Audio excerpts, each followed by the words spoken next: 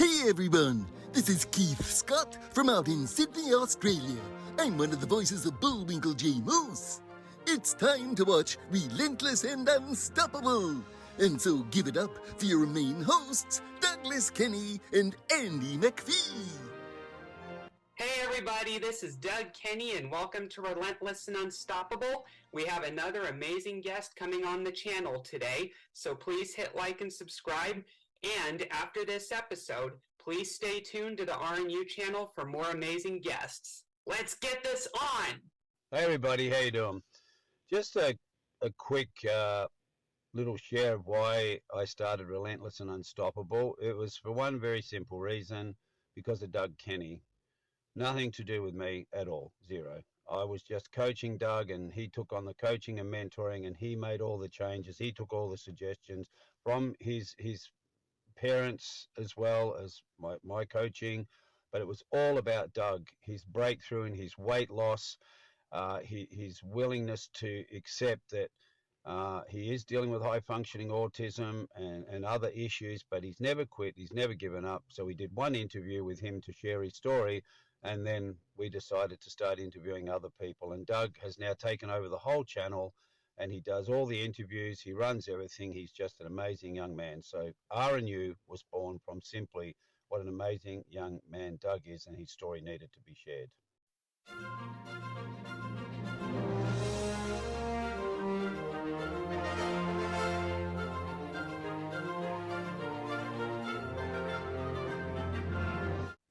Got it. I did notice that there didn't seem to be much snow. I was wondering about that a bit, but you answered my question on that.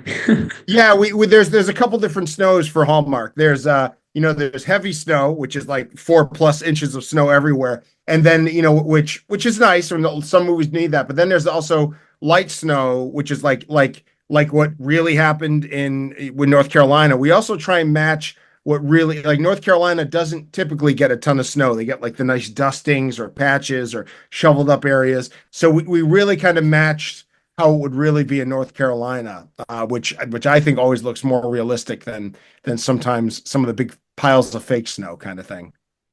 Yeah, that's a good argument. Yeah. If it was in North Carolina, that's a really good state. They have a lot of mansions there, to choose from. Yeah. Well, Biltmore is the largest privately owned home, by the Vanderbilt. So it's unbelievable walking into the Biltmore to see how big and how beautiful it is. Yeah, definitely. Is it true that for films, especially the ones you make, that shooting the interior of buildings are in different buildings than the one that it's portrayed as in the movie? Well, not for Biltmore. Biltmore, all the rooms in Biltmore were actually in the Biltmore. We did do a little trickery. I think again, it's been a year. We did shoot in a bar that I believe we put in the Biltmore Hotel. So she exits one and goes into another, and it looks like it's all part of the same thing. But that happens quite often. Like in when we did Mystic Christmas, we use real businesses in Mystic. But you'll see some characters, they leave one business to another, which in the movie, it's just a walk. But in real life, it's like a 5-minute drive. And, that happens all the time. And in A Merry Scottish Christmas, since it's one you liked, the outside of the castle is in Scotland. And some of the interiors are in Scotland. But that interior of that castle is made up from, I believe, 3 different castles. 1 in Scotland and 2 in Ireland. And we just used green screen and editing to make it look like they're all part of the same castle. Yeah, that makes sense.